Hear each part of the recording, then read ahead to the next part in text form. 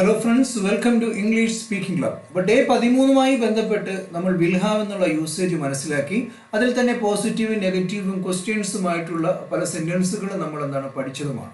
അപ്പോൾ എത്രത്തോളം നിങ്ങൾക്ക് മനസ്സിലായെന്ന് അറിയുന്നതിന് വേണ്ടി ചെറിയൊരു ടാസ്ക് ഡേ 13 തന്നിട്ടുണ്ടായിരുന്നു. അതിൻ്റെ ഉത്തരങ്ങൾ എന്താണെന്ന് നമുക്ക് പരിശോധിക്കാം. അപ്പോൾ വിൽ ഹാവ് എന്ന് വെച്ചാൽ ഉണ്ടാകുമെന്നുള്ള അർത്ഥമാണ് മലയാളത്തിൽ നമുക്ക് കിട്ടുന്നത്. അതിന് നെഗറ്റീവ് ഉണ്ടാകില്ല എന്നും അതുപോലെ തന്നെ അതിന് ചോദ്യത്തിന്റെ രൂപത്തിൽ വരുമ്പോൾ ഉണ്ടാകുമോ എന്നുള്ള അർത്ഥമാണ് ഒരു സെന്റൻസിൽ വിൽ ഹാവ് വന്നു കഴിഞ്ഞാൽ നമുക്ക് കിട്ടുന്ന അർത്ഥം എന്ന് പറയുന്നത്. ഒന്നാമത്തെ സെന്റൻസ് എന്ന് പറഞ്ഞാൽ ഇവിടെ പോസിറ്റീവ് ആണ്, ഉണ്ടാകുമെന്നുള്ള അർത്ഥമാണ് നമുക്ക് കിട്ടേണ്ടത്. അവിടെ നമ്മൾ വിൽ ഹാവ് യൂസ് ചെയ്ത് കഴിഞ്ഞാൽ ആ സെന്റൻസ് എങ്ങനെ നമുക്ക് വരുമെന്ന് ചോദിച്ചാൽ, ഈ will have enough money to buy a new phone, അല്ലേ? അവനൊരു പുതിയ ഫോൺ വാങ്ങിക്കാൻ മതിയായ പൈസ ഉണ്ടാകുമെന്നുള്ള അർത്ഥമാണ് അവിടെ വിൽ ഹാവ് എന്ന യൂസ് ചെയ്ത് നമ്മൾ ആ സെന്റൻസിൽ ഉപയോഗിച്ചത് കൊണ്ട് കിട്ടുന്നത്.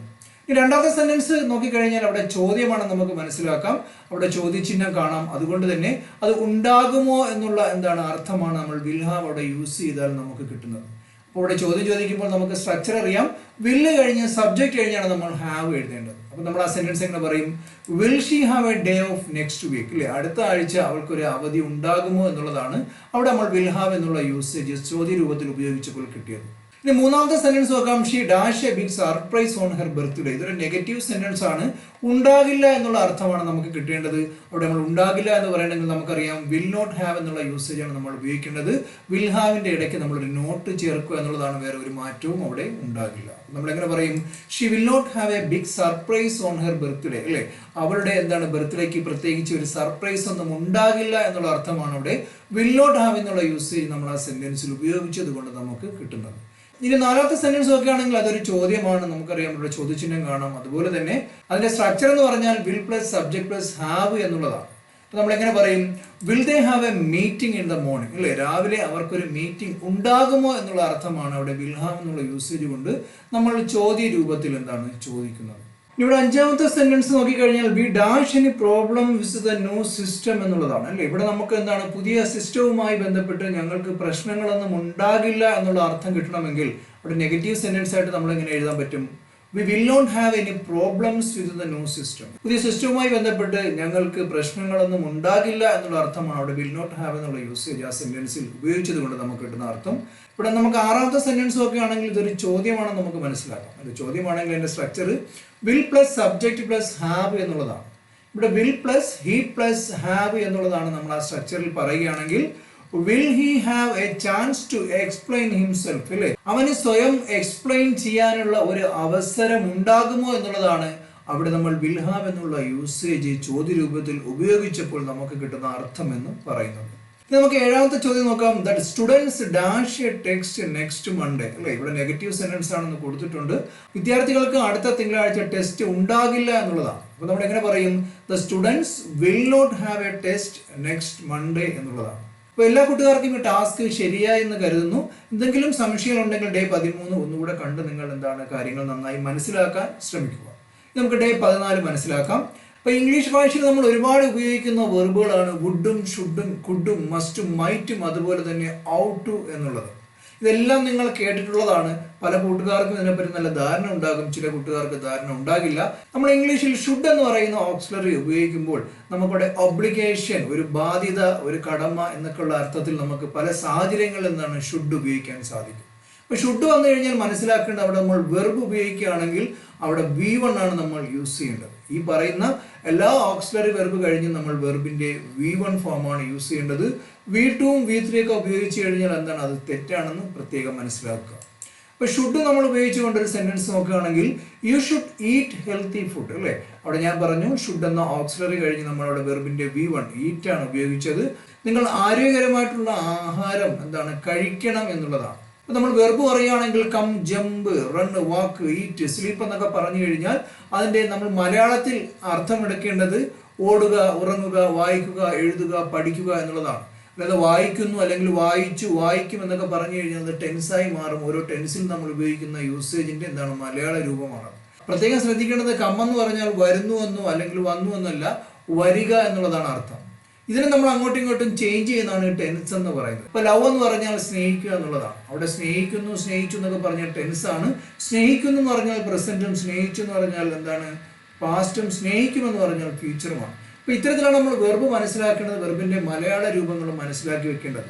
ഇവിടെ നമ്മൾ ഈറ്റ് എന്ന് പറഞ്ഞാൽ കഴിക്കുക എന്നുള്ള അർത്ഥം മാത്രമാണ്, ഒരു വെർബായി മാത്രമാണ് നമ്മൾ പരിഗണിച്ചാൽ കിട്ടുന്ന അർത്ഥം.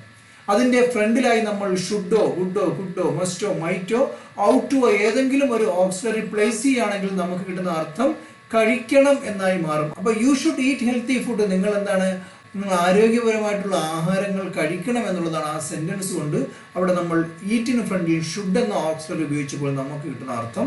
രണ്ടാമത്തെ ഉദാഹരണം നോക്കാം. അതൊരു നെഗറ്റീവ് സെന്റൻസ് ആയിട്ട് നമ്മൾ എഴുതുകയാണെങ്കിൽ അവിടെ മനസ്സിലാക്കേണ്ടത് ഷുഡ് കഴിഞ്ഞ് നമ്മളൊരു നോട്ട് മാത്രം ചേർത്താൽ മതി, വേറെ ഒരു മാറ്റവും പോസിറ്റീവുമായി ബന്ധപ്പെട്ടുള്ള വാചകങ്ങളിൽ വരാറില്ല എന്നുള്ളതാണ്. അവിടെ ഈ ഓക്സിലറി വെർബ് ഈസാറാം, വാസ്വേർ, ഹാവ്, ഷുഡ് ഒക്കെ കഴിഞ്ഞ് നമ്മളൊരു നോട്ട് മാത്രം ചേർത്ത് കൊടുത്താൽ മതി. പോസിറ്റീവ് സെന്റൻസുകൾക്ക് ഒരു മാറ്റവും നിങ്ങൾ വരുത്തേണ്ട, ആ സെന്റൻസുകൾ എന്തായി നെഗറ്റീവായി മാറി, വളരെ എളുപ്പമാണ്. അപ്പൊ they should not waste time, അല്ലേ, അവർ എന്താണ് സമയം കളയണ്ട എന്നുള്ളതാണ്. അപ്പൊ ദേ ഷുഡ് വേസ്റ്റ് ടൈം എന്ന് വെച്ചാൽ അവർ സമയം കളയണം എന്നുള്ളതാണ് ഇതിന്റെ പോസിറ്റീവ് എങ്കിൽ, അവർ സമയം കളയണ്ട എന്ന് നമ്മൾ പറയുമ്പോൾ എങ്ങനെ പറയും, ഷുഡ് നോട്ട് വേസ്റ്റ് എന്നാണ്. ഇപ്പൊ ഷുഡ് ഈറ്റ് എന്ന് വെച്ചാൽ കഴിക്കണം എന്നുണ്ടെങ്കിൽ, നിങ്ങൾ കഴിക്കണ്ട എന്ന് പറയണമെങ്കിൽ നമ്മൾ എങ്ങനെ പറയും, ഷുഡ് നോട്ട് ഈറ്റ് എന്നുള്ളതാണ്. ഒരു നോട്ട് മാത്രം ചേർത്താൽ ഈ സെന്റൻസുകൾ എന്തായി നെഗറ്റീവായി മാറും എന്നുള്ളതാണ്.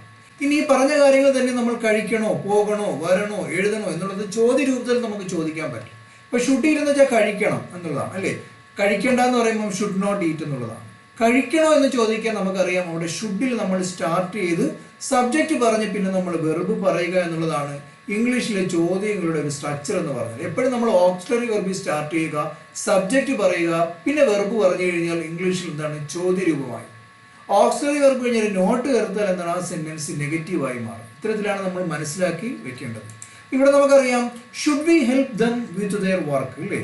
ഇംഗ്ലീഷിൽ നമ്മൾ ക്വസ്റ്റ്യൻസ് ഉണ്ടാക്കുമ്പോൾ ഓക്സിലറി വെർബ് സ്റ്റാർട്ട് ചെയ്യുക, സബ്ജക്റ്റ് കഴിഞ്ഞ് നമ്മൾ വെർബ് പറയുക, ഇതാണ് സ്ട്രക്ചർ എന്നുള്ളത്, അല്ലേ. ഇവിടെ ഓക്സിലറി എന്ന് പറഞ്ഞാൽ ഷുഡാണ്, അത് കഴിഞ്ഞ് നമ്മൾ വി എന്നുള്ള സബ്ജക്റ്റ് എഴുതി, പിന്നെ ഹെൽപ്പ് എന്നുള്ള വെർബ് എഴുതി, ബാക്കിയുള്ളതെല്ലാം നമ്മൾ എഴുതി അവസാനം ഒരു ചോദ്യചിഹ്നം ഇടുമ്പോൾ നമുക്ക് അവിടെ ചോദ്യമാണ് കിട്ടുന്നത്.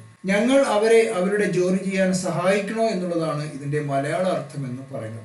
അപ്പൊ ഇവിടെ മനസ്സിലാക്കേണ്ടത്, നമുക്കിവിടെ ഷുഡിന് പകരം വുഡ് ഉപയോഗിക്കാം, കുഡ് ഉപയോഗിക്കാം, മസ്റ്റ് ഉപയോഗിക്കാം, മൈറ്റ് ഉപയോഗിക്കാം, ഔട്ട് ഉപയോഗിക്കാം. ഇതെല്ലാം ഈ സെന്റൻസിൽ നമുക്ക് ഉപയോഗിക്കാൻ സാധിക്കുന്നതാണ്. അപ്പൊ ഈ പറയുന്ന എന്താണ് സെന്റൻസിന്റെ അർത്ഥമെല്ലാം ഈ പറയുന്ന ഏത് വെർബ് ഉപയോഗിച്ചാലും സെയിം ആണെങ്കിലും ചെറിയ അർത്ഥ വ്യത്യാസങ്ങൾ അതിനകത്ത് ഉണ്ടാകും. അതെന്താണെന്ന് കൂടി നമുക്ക് മനസ്സിലാക്കാം.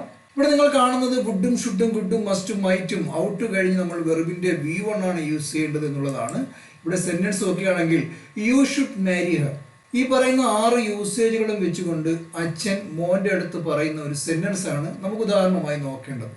അപ്പൊ ഞാൻ പറഞ്ഞു ഈ പറയുന്ന 6 യൂസേജ് ഒരു സെന്റൻസിൽ പറഞ്ഞാൽ അർത്ഥം സെയിം തന്നെയാണ്. എന്താണ് അർത്ഥം എന്ന് ചോദിച്ചാൽ, നീ അവളെ കല്യാണം കഴിക്കണം, അല്ലേ, you should Mari Har.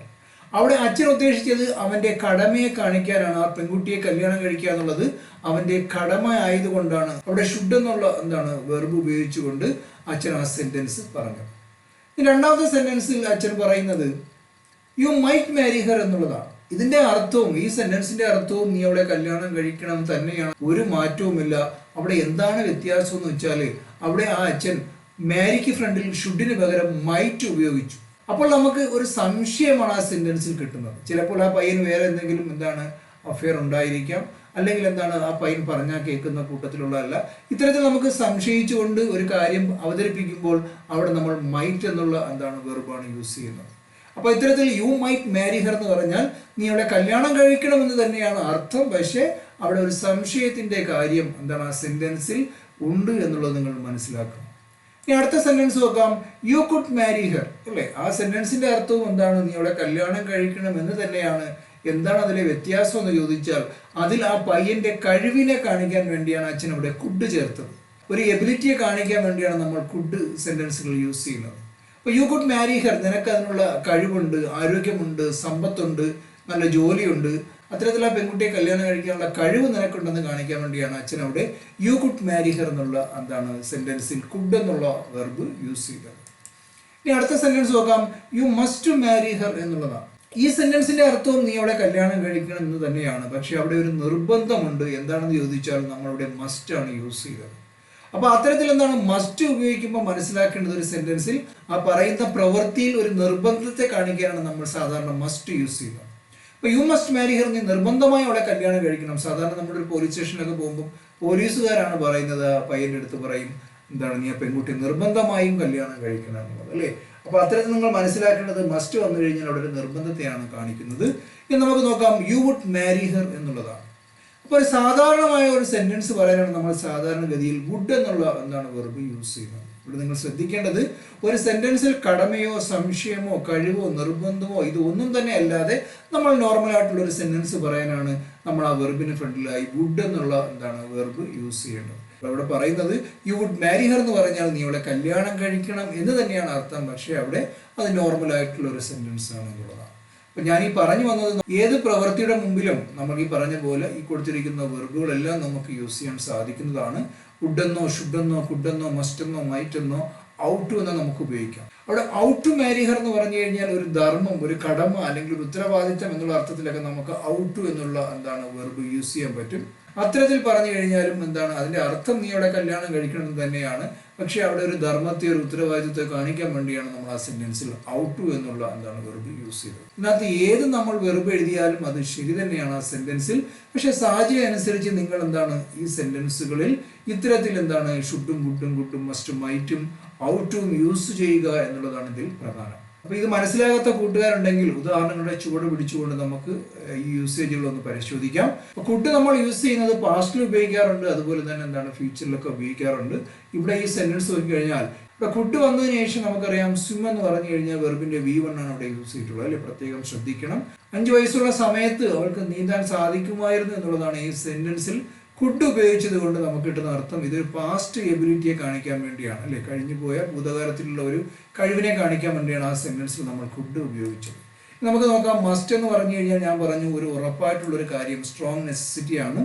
U must wear a seat belt while driving. നിർബന്ധമായും നിങ്ങൾ സീറ്റ് ബെൽറ്റ് ധരിക്കണം എന്താണ് വാഹനം ഓടിക്കുന്ന സമയത്ത്, വൈൽ ഡ്രൈവിംഗ്. അവിടെ നമ്മൾ നിർബന്ധത്തെ കാണിക്കാനാണ് ആ സെന്റൻസിൽ മസ്റ്റ് എന്നുള്ള എന്താണ് വെർബ് യൂസ് ചെയ്തത്. നമുക്കറിയാം വുഡ് എന്ന് പറഞ്ഞാൽ ഞാൻ പറഞ്ഞു നോർമൽ ആയിട്ടുള്ള ഒരു സെന്റൻസിനെ കാണിക്കാൻ വേണ്ടിയാണ് സാധാരണ സെന്റൻസിൽ ഉപയോഗിക്കാറുള്ളത്. അവിടെ നമ്മൾ ഫ്യൂച്ചറിലും പാസ്റ്റിലും ഈ പറഞ്ഞ പോലെ കുഡ് ഉപയോഗിക്കുന്ന പോലെ നമ്മൾ വുഡും ഉപയോഗിക്കാറുണ്ട്. അത് നമ്മൾ പൊളൈറ്റ്നെസ് ആയിട്ട് ഇപ്പോൾ I would like to write a letter എന്ന് പറഞ്ഞാൽ ഞാനൊരു കത്ത് എഴുതാൻ ഇഷ്ടപ്പെടണം എന്നുള്ളതാണ്. അവിടെ എൻ്റെ കടമയോ നിർബന്ധമോ സംശയമോ ഒന്നുമല്ല. അവിടെ ഞാൻ നോർമൽ ആയിട്ടുള്ള ഒരു സെന്റൻസിൽ പറയുകയാണ്, പൊളൈറ്റ്നെസ് കാണിക്കാൻ വേണ്ടിയാണ്.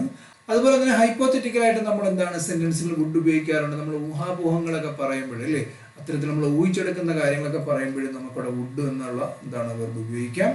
അപ്പൊ ഈ സെന്റൻസ് നോക്കുകയാണെങ്കിൽ I would love to visit Paris one day. ഒരു ദിവസം ഞാൻ പാരീസ് സന്ദർശിക്കാൻ എന്താണ് ഞാൻ ഇഷ്ടപ്പെടണം എന്നുള്ളതാണ് ആ സെന്റൻസിൽ നമുക്ക് വുഡ് ചേർത്തത് കൊണ്ട് കിട്ടുന്ന അർത്ഥം എന്ന് പറയുന്നത്.